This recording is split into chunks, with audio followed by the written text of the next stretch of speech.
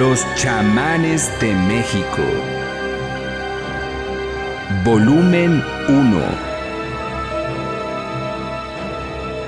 Psicología autóctona mexicana. Por Jacobo Grinberg Silverbaum.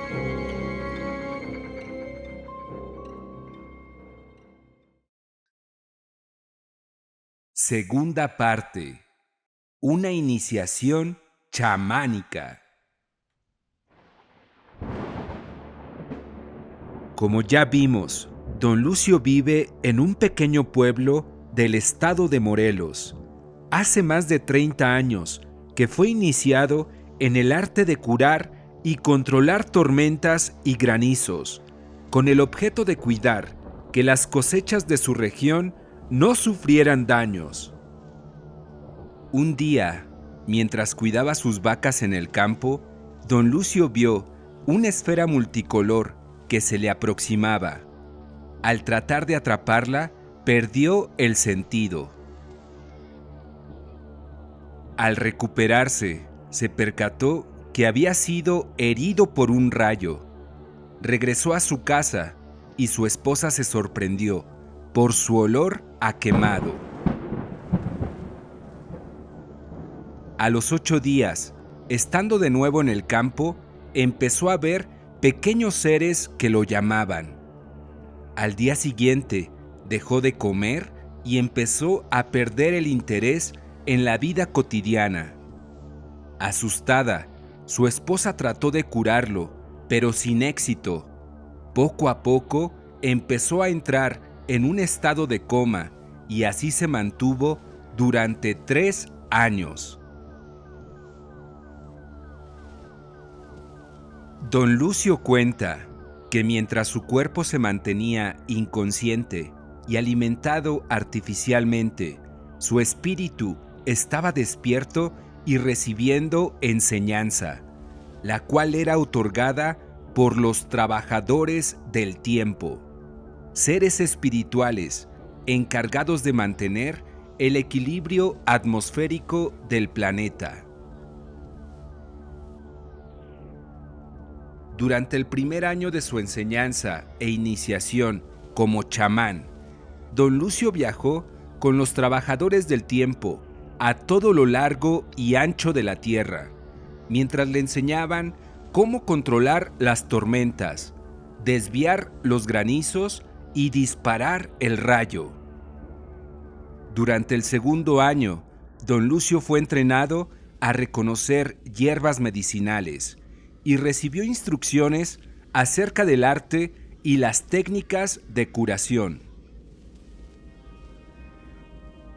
Los trabajadores del tiempo, estos seres etéreos, según Don Lucio, forman parte de rebaños que se distinguen por sus colores. Existen rebaños blancos, amarillos, verdes, negros y de otros colores. Cada uno de ellos representa una nación y un estado de conciencia. Don Lucio considera que México es el rebaño de color blanco por su capacidad de estar en el ser o centro de la conciencia. Cada rebaño, a su vez, está comandado por un pastor que lo guía y es el encargado de su desarrollo. Los pastores están comandados por el pastor de pastores, al que Don Lucio atribuye funciones divinas. Después de recorrer todos los rebaños y de conocer a sus pastores, Don Lucio llegó a un valle magnífico, en el centro del cual se encontraba el pastor de pastores. Este último lo recibió y felicitó por haber llegado tan lejos en su desarrollo. El chamán le pidió poder seguir aprendiendo y el sumo pastor le indicó una vereda. Don Lucio se enfiló por ella y llegó a 3 montañas, más allá de las cuales ya no existía camino. En ese pasaje, este chamán recibió su última iniciación, la cual consistió en aprender a distinguir el bien del mal y el conocimiento de la conducta humana. Más tarde, el pastor de pastores le ordenó regresar a su cuerpo físico y utilizar lo que había aprendido en beneficio de la humanidad doliente sobre la tierra. Don Lucio hizo lo que se le solicitó y se dedica, hasta la fecha, a curar y a proteger los plantíos de su pueblo de tormentas y otros percances. Alrededor de Don Lucio se ha formado un grupo de discípulos que aprende a utilizar hierbas medicinales y otras técnicas terapéuticas. Don Lucio utiliza la limpia para reorganizar la energía corporal y las vistas para diagnosticar. Las limpias las ejecuta auxiliándose de huevos de granja, los que al ser frotados contra el cuerpo de sus pacientes, absorben malas energías. Las vistas se obtienen al depositar estos huevos en el interior de vasos transparentes llenos de agua. Dependiendo de las formas proteicas, burbujas, disposición de la yema, etc., Don Lucio hace una interpretación diagnóstica en la que no faltan referencias a espíritus y trabajos hechos por envidias y odios. Algunos de sus discípulos son coronados por este chamán. La coronación es una ceremonia iniciática que coloca al aspirante como servidor del tiempo. Esta es una categoría humana, un nivel por debajo de la etérica de trabajador del tiempo. El servidor del tiempo es capaz de curar y de manejar las condiciones atmosféricas, guiado por uno o varios protectores de entre los trabajadores del tiempo. Un ejemplo de un proceso iniciático me fue relatado por el mismo Don Lucio. Gobi, una muchacha norteamericana, residente en Tasco, fue divisada por un rebaño de trabajadores del tiempo. Uno de estos espíritus fue atraído por la muchacha. Este trabajador solicitó permiso para convertirse en protector y guía de Gobi. El permiso fue concebido por el Señor, el que previamente se aseguró que las intenciones del trabajador estaban dirigidas hacia el perfeccionamiento de la muchacha. El trabajador, en forma de nube, fue a buscar a Gobi, encontrándose con la desagradable noticia de que ya no vivía en Tasco. La aspirante fue localizada en los Estados Unidos, a donde había ido de visita. El trabajador esperó que Gobi tomara un avión de regreso a México y 5 minutos después del despegue lanzó un rayo al aparato. Este rayo tocó el aparato cerca de donde se encontraba la muchacha. El avión logró aterrizar y Gobi subió a otro para continuar con su viaje. Nuevamente, 5 minutos después del despegue, el trabajador del tiempo lanzó otro rayo al avión, golpeando la ventanilla en la cual se encontraba Gobi. La nave se tambaleó, pero continuó su viaje con una Gobi mareada y casi inconsciente. Al llegar a México, la joven se seguía sintiendo mal y llamó a un amigo, que la llevó con Don Lucio. Este comprendió lo que había sucedido, coronó a Gobi y le informó que su protector le había regalado 2 jardines, el don de la curación y el poder de manejar los elementos atmosféricos. Esta increíble iniciación no es común. Aunque el haber recibido una descarga eléctrica El rayo se considera, entre los servidores veteranos, como señal segura de elección por parte de los trabajadores del tiempo. Don Lucio dice ser capaz de desprenderse de su cuerpo y en espíritu trabajar en el tiempo, recorriendo el planeta y haciendo buenas obras. Los espíritus le indican cuándo vendrá un paciente y le recomiendan medicinas y procedimientos curativos y terapéuticos. Una vez al año, el 5 de mayo, don Lucio, junto con sus discípulos y los miembros de otros linajes de servidores del estado de Morelos, se reúnen en una cueva situada entre los volcanes Popocatépetl e Iztaccíhuatl, el Caleca, en donde reciben fuerza para poder enfrentarse a las fuerzas del mal y así ayudar a sus comunidades. Resulta interesante descubrir que existen similitudes entre los chamanes de México y los de otras latitudes como los de Siberia. Según Mircea Eliade, los chamanes siberianos también son iniciados por el rayo, y los hay que se dedican, como don Lucio, a curar y a defender sus comunidades contra las condiciones atmosféricas adversas.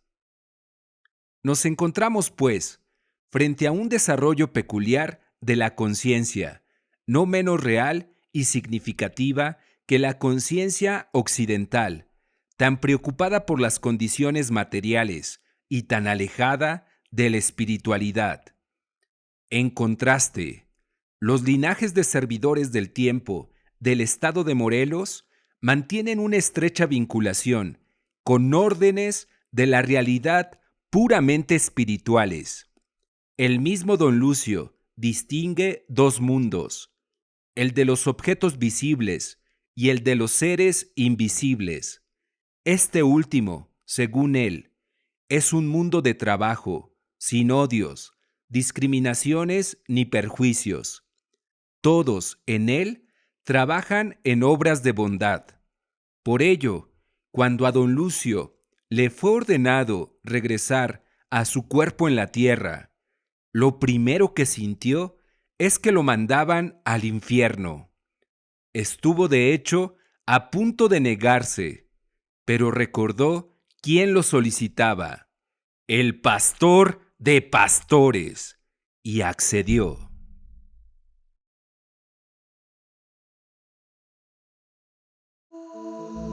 La iniciación de don Lucio. Lo que continúa es la reproducción casi literal del relato de la iniciación de don Lucio al chamanismo, narrada por él mismo al autor, durante una conversación realizada en el recinto de los altares de su casa. Un relato de este tipo requiere, para ser obtenido, de la confianza del chamán, y ésta solo se logra después de pasar por pruebas de intención. En este caso, don Lucio permitió inclusive la reproducción de su relato. Encontré a don Lucio jugando con su recién nacido nieto, en el extremo de una pequeña mesa de madera en donde comía el resto de su familia. Las risas se mezclaban con los vapores húmedos que humeaban el temazcal, seguramente preparado para la recién parturienta madre. Me recibieron como si fuera otro miembro más de la familia y me hicieron acompañarlos. Yo venía de Tepoztlán y de pronto sentí que el pueblo de don Lucio era mucho más mi verdadero hogar. El nieto de don Lucio me miraba, plácido y relajado, mientras su abuelo, casi sordo, me decía que Dios lo había bendecido de nuevo. Yo sentía un fuego interno, casi insoportable, y había decidido venir a visitar a don Lucio para pedirle consejo. Él pareció entender mi urgencia y me invitó al cuarto contiguo, en el cual una mesa llena de estatuillas y velas servía de altar junto a dos pequeñas sillas de madera.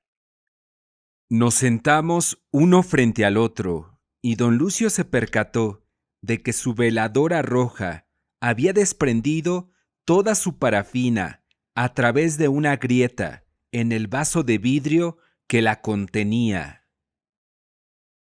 Se tronó por demasiado calor, me dijo con una sonrisa.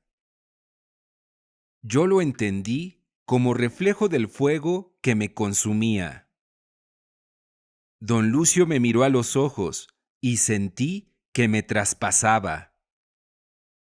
Hay que conservarse, me dijo con seriedad.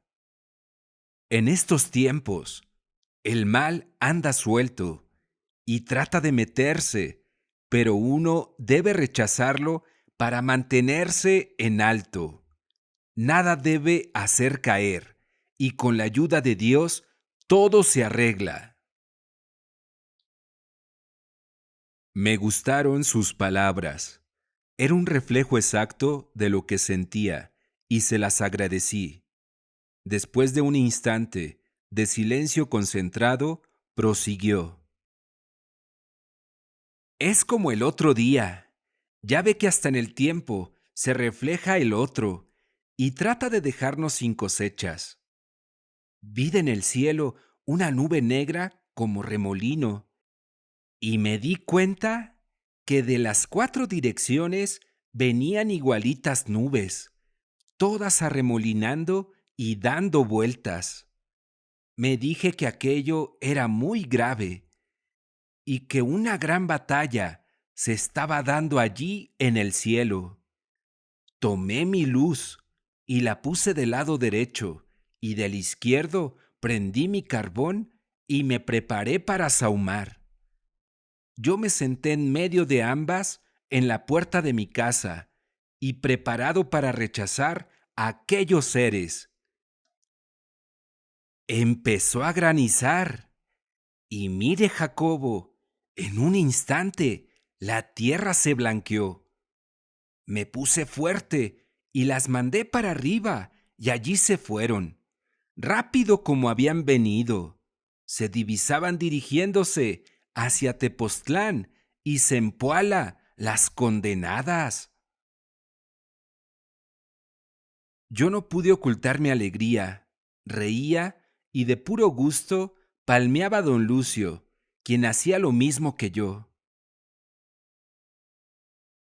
Es lo mismo con la gente, dije yo de improviso, asombrándose de mis propias palabras. Se tratan de introducir en uno como las nubes, y es necesario mantenerse apartado. Así es, me contestó mostrándome su mano izquierda. ¿Ves estos dedos? Pues con ellos aprendí a dirigir el rayo. El súbito cambio en el tema de la conversación me tomó desprevenido. Yo estaba planteándome una pregunta que no tuvo tiempo de subir a la superficie de mi conciencia, pero que después de la observación de don Lucio apareció con claridad. ¿Quiénes eran los seres tras las nubes? Se la planteé a don Lucio y él me miró sorprendido. Pues que no te lo he contado. A lo mejor, pero ya no me acuerdo, le contesté con timidez. Ah, caray, Jacobo. Pues ahí le va. Mire, el otro día, en el campo, un árbol fuerte y de tronco muy ancho amaneció secado de la tierra, con todo y raíces, y volcado sobre el trigal de un compadre. A mí me llamaron para que lo fuera a ver y diera testimonio. El árbol había sido extraído del suelo por una mano muy fuerte y dejado a una distancia de su origen, sanito, sin una muestra de daño, completo, con todo y sus ramas. Yo supe que eso lo habían hecho los del tiempo, que son muy fuertes y que trabajan juntos. Yo también hacía esos trabajos cuando andaba con ellos. ¿Y cómo llegó con ellos? Le pregunté con ganas de volver a oír la historia. Bueno, pues, ¿qué no le he platicado, hombre? Mire, prosiguió con decisión. Un día llevé mi ganado a pastar al monte. Allí estaba como a las 3 de la tarde, cuando de pronto volteé al cielo y vi como una pelota, hecha de gajos de todos colores, que se me acercaba muy rápido. La pelota esa brillaba y estaba tan bonita que estiré mis brazos para tratar de atraparla. Así estaba, cuando de pronto todo se volvió negro. Como a las 5:30 me desperté en el suelo, sin saber qué es lo que me había pasado. Corrí a ver mis vacas y al tocarme la cabeza la sentí húmeda y sin sombrero. Me sorprendió eso y volví a buscar mi sombrero. Vi que el pasto en donde había estado estaba aplanado y de pronto me acordé lo que había pasado. Me dio un miedo de muerte porque entendí que me había caído el rayo encima. Corrí hacia mi ganado y me encontré con un amigo. Le dije que quería guarecerme en mi casa por temor de que el rayo me volviera a encontrar. Mi amigo se rió de mí y me dijo que aún en la casa podría suceder. Entendí que tenía razón y me conformé. Al fin y al cabo, en todos lados era lo mismo. Me senté sobre una piedra a contemplar el campo. Hacía un sol muy bonito y yo me sentía bien, pero con un hambre del carajo. Nunca había sentido tanta hambre. Me levanté y llegué a mi casa. Mi mujer estaba embarazada de mi primer hijo y no le quise decir nada para no asustarla. Le pedí que me ayudara a quitarme mi gabán y ella se acercó y olió a quemado. Pues ora, ¿de dónde es ese olor?, me preguntó. Yo no le dije nada. Comí como desesperado, pero esa fue la última vez que lo hice. A partir de ese día ya no quería comer y a los 15 días estaba yo en los puros huesos. Me enfermé de muerte, Jacobo, y me tenían que llevar cargando de un lugar a otro, porque yo no podía ni caminar. Les pedí que me dejaran morir en cama y ya no me pasearan porque nada más me daba vergüenza. Me llevaron a médicos, a centros de curación, y nadie sabía qué me pasaba. Así pasé 3 años de mi vida. Mi cuerpo estaba de muerte, pero mi espíritu se había desprendido y estaba con los del tiempo. Conocí muchas cosas, Jacobo, y recorrí los rebaños de todos colores y sus pastores. Oiga, don Lucio, interrumpí, ¿de dónde son los seres de los rebaños? La expresión de don Lucio cambió. Me miró fijamente a los ojos, como preguntándome si hablaba yo en serio, y después me palmeó la espalda riéndose. ¿Cómo que de dónde son los seres de los rebaños?, dijo riéndose. ¿Qué pasó, Jacobo? ¿Qué pasó? ¿En dónde anda tu cabeza? Pues somos nosotros. Sí, hombre, nosotros somos los rebaños. ¿Qué a poco no sabes? ¡Caramba! Me sentí apenado, aunque la interrogante seguía en mi interior. Miré inquisitivamente a don Lucio, y él pareció adivinar mi duda.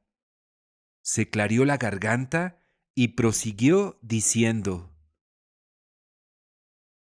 Los colores son varios: blanco, amarillo, después oro, negro. A ver, Jacobo, ¿de dónde salen los colores? Pues yo no sé, don Lucio. ¡Ay, carajo! Pues, ¿dónde anda esa cabeza, hombre? Mire, los blancos somos nosotros, los mexicanos. Los güeros, pues son los americanos. Los de oro, pues son los alemanes. Yo creía que los negros eran los americanos, don Lucio. No, hombre, ¿qué pasó? ¿Qué pasó? Todos somos iguales. Y más allá, más, entre los del tiempo. Allá sí se trabaja en igualdad, aunque siguen existiendo los colores. ¿En qué se trabaja? Pregunté con curiosidad, sintiéndome como un niño chiquito frente a un enorme y sabio viejo. Eso sí que es bonito, dijo don Lucio con una sonrisa. Existen muchos trabajos, pues que no le he contado. El primer año estuve trabajando con el tiempo. Caminaba con los rebaños de un lado hacia el otro. Allí, en un minuto, uno camina de México a Estados Unidos. Vigilábamos las nubes y los relámpagos y dábamos vueltas alrededor del mundo, cuidando y cambiando el rumbo de las tormentas. Mire, ve esta mano. De los dedos salían luces para mover los rayos. El segundo año estuve trabajando la tierra. Aprendí a reconocer las semillas y a plantar y cosechar. Hoy sé cómo cuidar el maíz, el trigo, el frijol, las habas, todo lo que se puede plantar. El tercer año conocí todos los rebaños y sus pastores. Como ya le dije, los rebaños son de todos colores, y el primero de ellos es el blanco, y ese somos los mexicanos. Yo había estado en una reunión en Tepoztlán, en la cual un arqueólogo, Alexander von Gutenau, había defendido la tesis de que México había sido visitado por hombres de todas las civilizaciones mucho antes de Colón. Yo le había preguntado si eso significaba que el mexicano actual era el producto de la mezcla de todas las razas, y él había dicho que sí. La luz blanca es la mezcla de todas las luces, y eso coincidía con lo que decía don Lucio. Se lo hice saber, y él me contestó diciendo que en México estaba el centro. Así es, Jacobo. México es el centro. Y por eso nos visitaban tanto. Nosotros tenemos esa luz. Yo acababa de regresar de India y Nepal, y la observación de don Lucio reflejaba mi propia opinión. El mexicano parecía poseer el contacto con el centro mismo de la conciencia, sobre todo el mexicano del campo. Por eso mismo, antes no soportábamos a los extranjeros. Los sentíamos lejos y extraños de ese centro, y eso nos resultaba muy difícil, me dijo don Lucio con convicción. Es que ese centro, añadí yo, es el más grande tesoro. Es de allí que se puede sentir el infinito. Es nuevo cada instante y al mismo tiempo igual. Desde allí se puede curar y todo adquiere significado. Así es, dijo don Lucio, palmoteándome la espalda. Veo que usted me entiende, y por eso véngase un día de madrugada y en ayunas, para que pueda tener el testimonio de los colores de los rebaños. Eso es muy importante saberlo, mucho, muy importante. Obviamente, la invitación me sedujo y le dije que vendría un sábado a dar testimonio. Le recordé a don Lucio que me estaba contando su encuentro con todos los rebaños. Se aclaró la garganta y continuó su relato.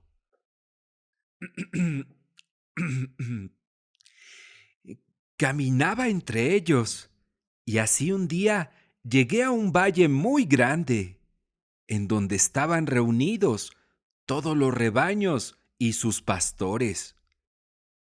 Las montañas estaban llenas de ellos y todo se veía muy precioso.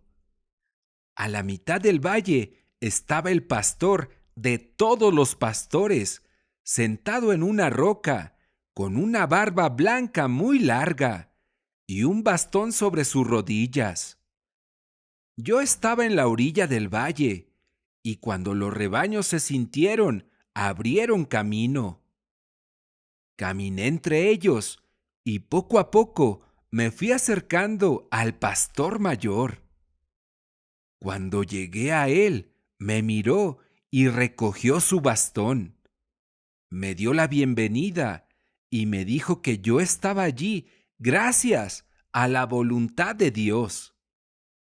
Me preguntó si deseaba seguir hasta el final del camino, y al decirle que sí, me señaló una vereda y me indicó que después de recorrerlo, regresara a donde él estaba. Así que seguí caminando hasta que llegué a una montaña que obstruía el camino. Otras dos montañas, a los dos lados, resguardaban un pequeño valle. A la izquierda, una cruz con el Cristo, en ella me miraba. Jesús estaba allí, sin clavos, por su propia voluntad. A la derecha había 3 arcones y un vigía. Me acerqué al primero y el que lo cuidaba me preguntó si deseaba ver su interior. Le dije que sí y lo abrió. Un agua cristalina estaba allí revoloteando tranquila. Unas gotas me salpicaron y una me cayó en la frente. Comprendí que era el líquido del bien. La segunda caja contenía un líquido cenizo y turbio, y también daba vueltas y revoloteando en remolinos. ¿También fue salpicado por esa agua?, pregunté. Sí, también. Y entonces se me dijo que la tercera caja era terrible y que si quería no me la enseñarían. Me negué y la tapa fue abierta. Un remolino terrible la lanzó al aire y pude ver el interior. Animales horribles vivían adentro. Víboras espantosas se cruzaban con ranas y sus bocas venenosas salían de la superficie de un líquido muy oscuro, tratando de morderme. Después de ver todo eso, regresé con el pastor mayor.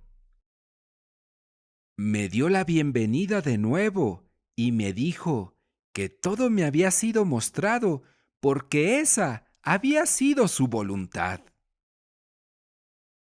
Ahora me siguió diciendo, es mi voluntad que regreses a tu lugar de origen y allí recibas a todos estos rebaños y los orientes hacia la luz y los despejes. Yo me sentí morir. Después de 3 años de estar en la gloria, me hacían regresar al infierno de la tierra. A pesar de mi disgusto, acepté mi misión, pero le pedí al pastor que su presencia me acompañara en mi trabajo.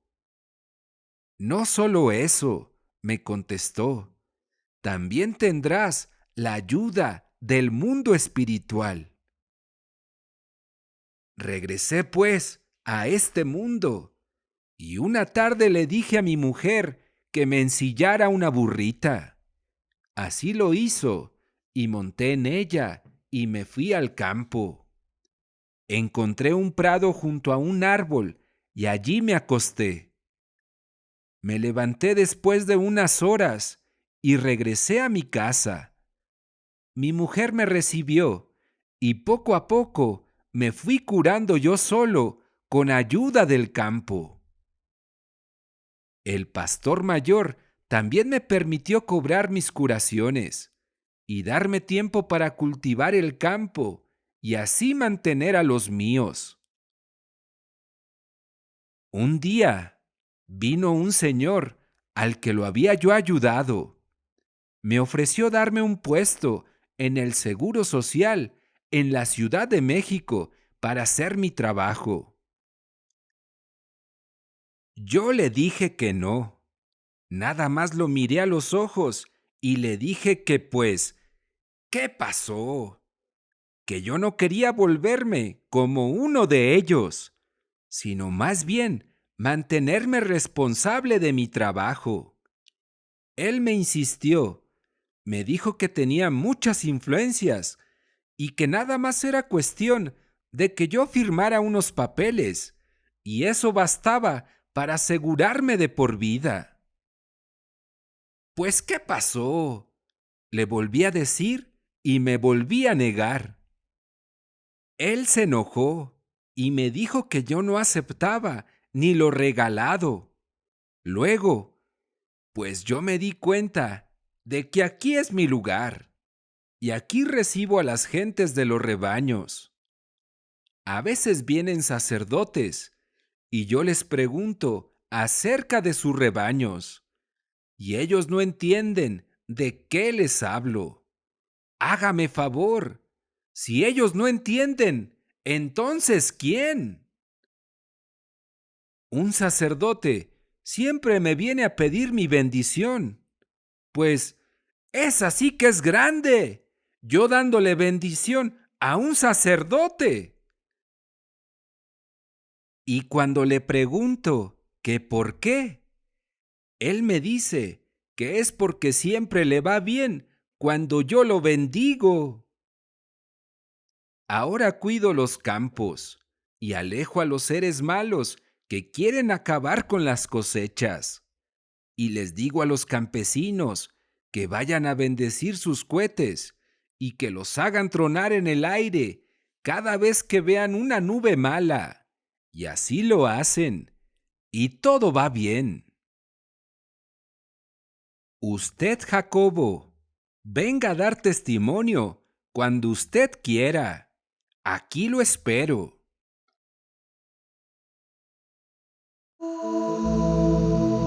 Correlativos psicofisiológicos.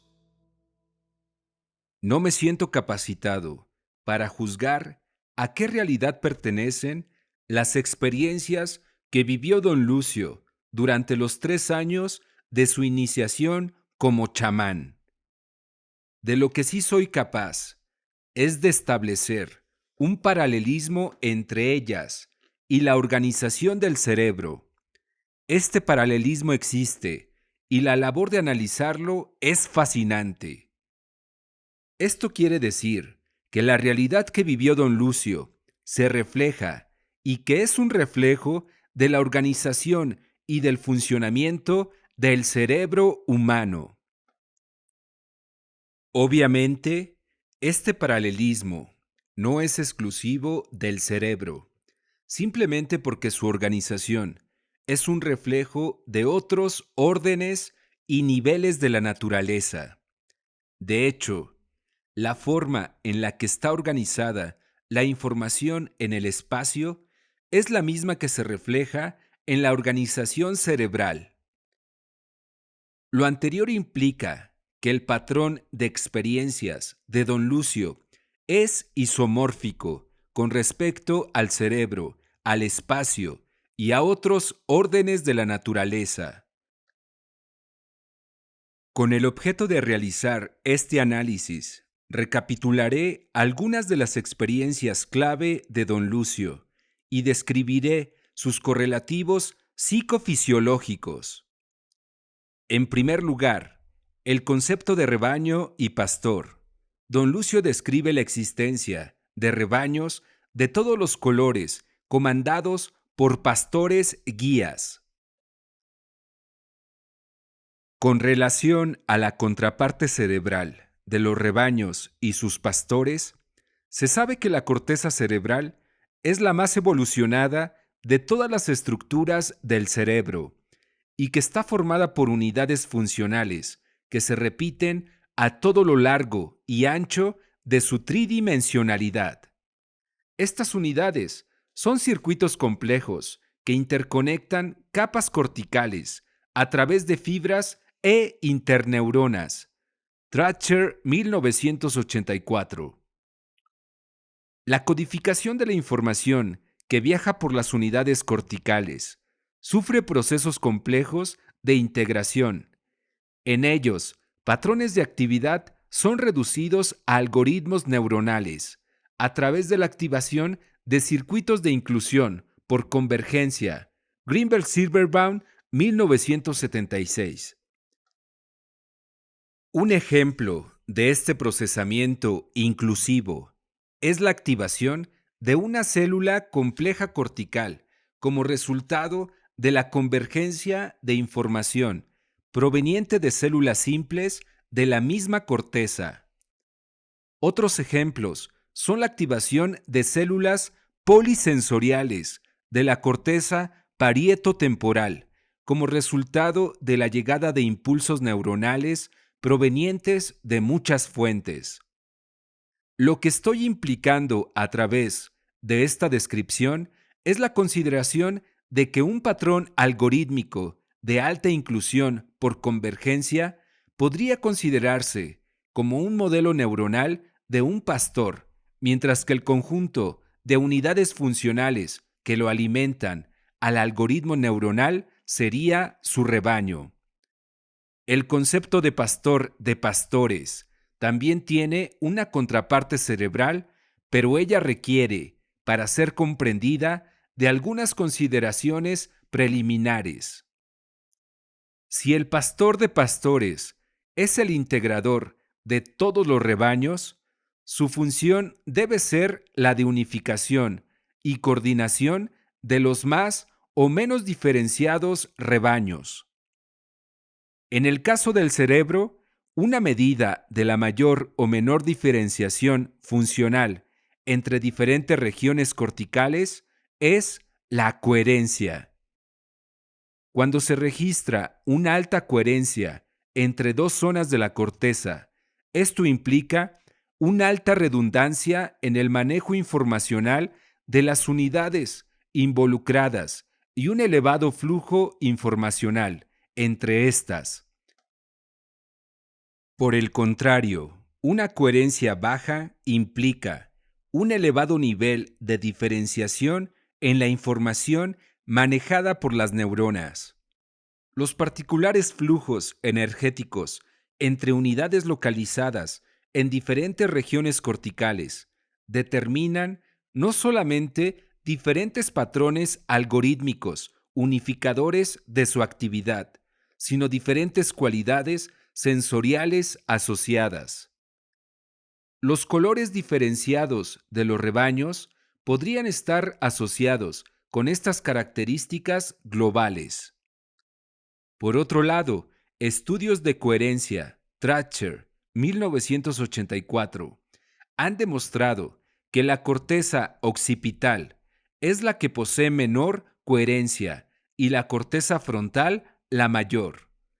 La alta coherencia del lóbulo frontal y sus conexiones con el resto de la corteza a través de fibras axiónicas de gran longitud pueden conceptualizarse como si este polo de la más reciente evolución cerebral actuase como un coordinador general del estado de diferenciación o de coherencia del resto del cerebro.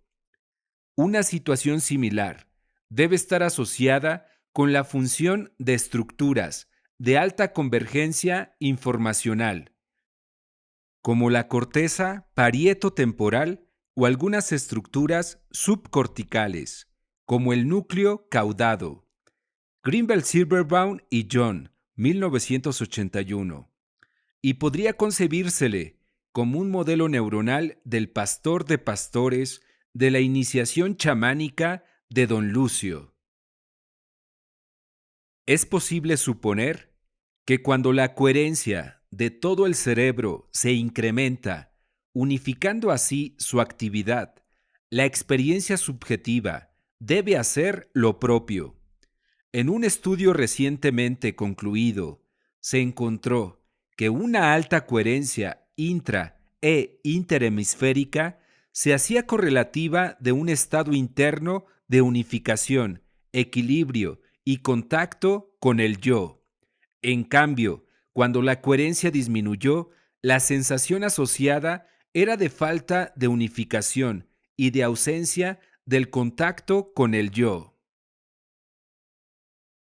El arribo al yo ocurre normalmente después de que un sujeto, en el proceso de su desarrollo normal, ha recorrido una serie de experiencias y las ha integrado hallando lo que de común tienen todas ellas, es decir, el ser experiencias incluidas dentro del mismo sujeto o conciencia.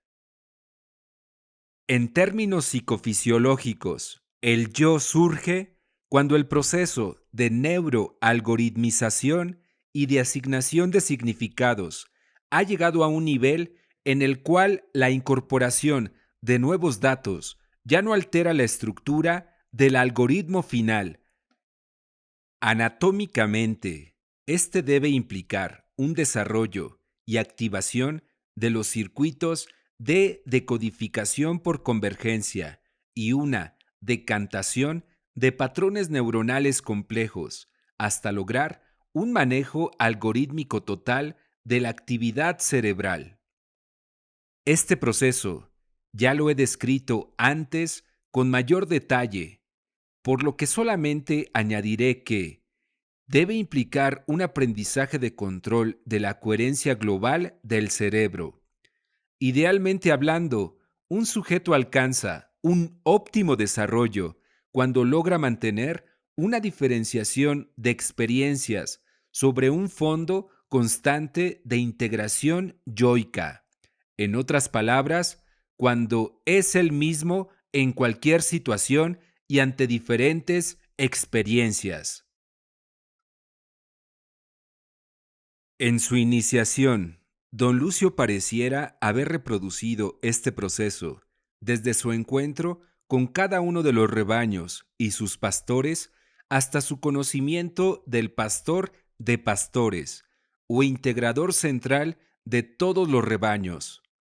Su visión de un valle repleto de todos los rebaños y el pastor mayor sentado en el centro se antoja como una visión global de todas las unidades funcionales de la corteza y el polo frontal orquestando la actividad de todo el conjunto.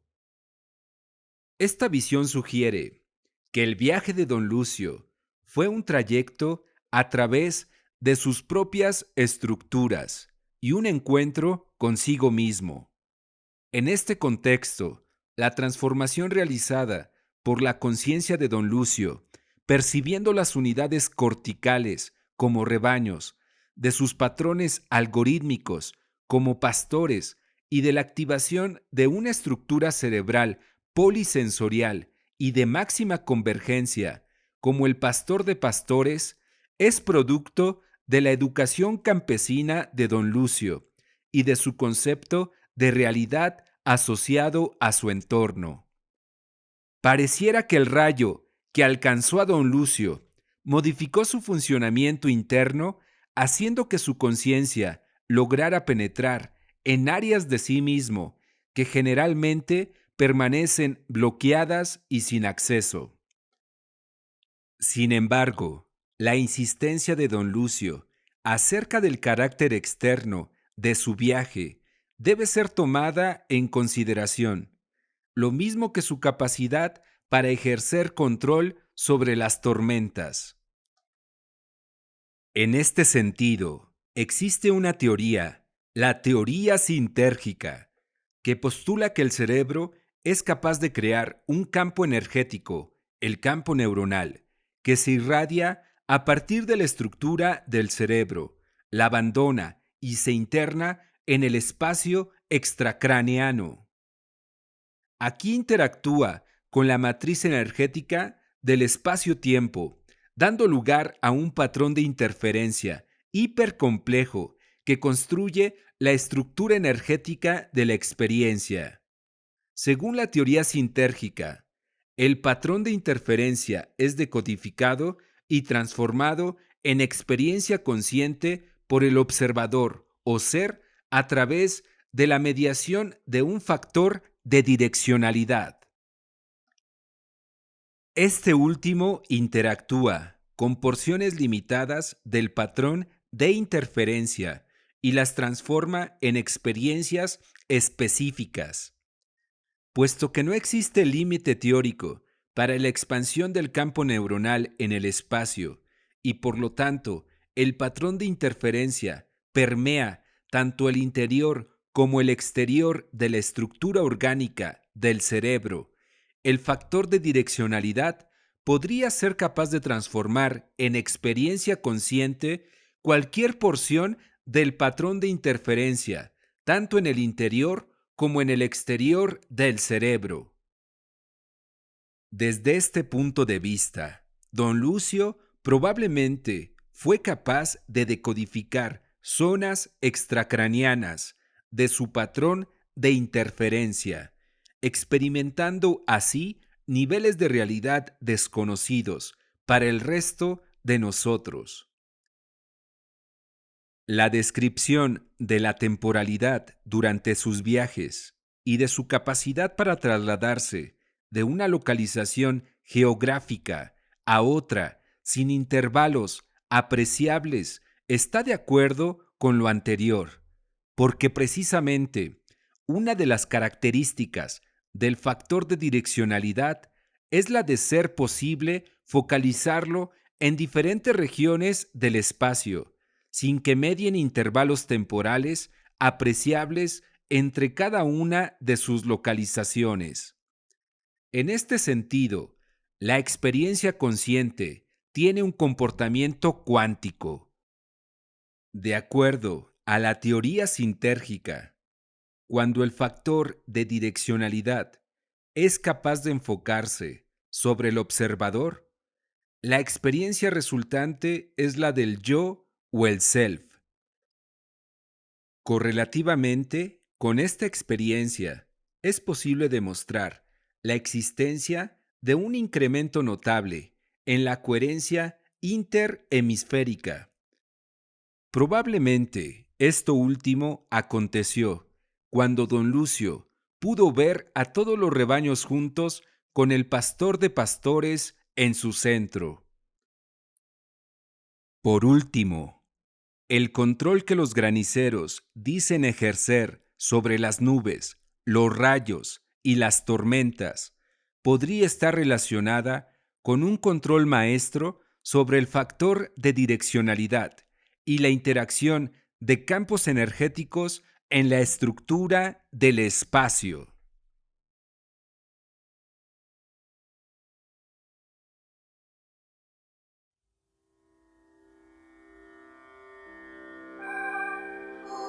Gracias por tu visita. No te pierdas del próximo episodio. Doña Pachita, de la Ciudad de México.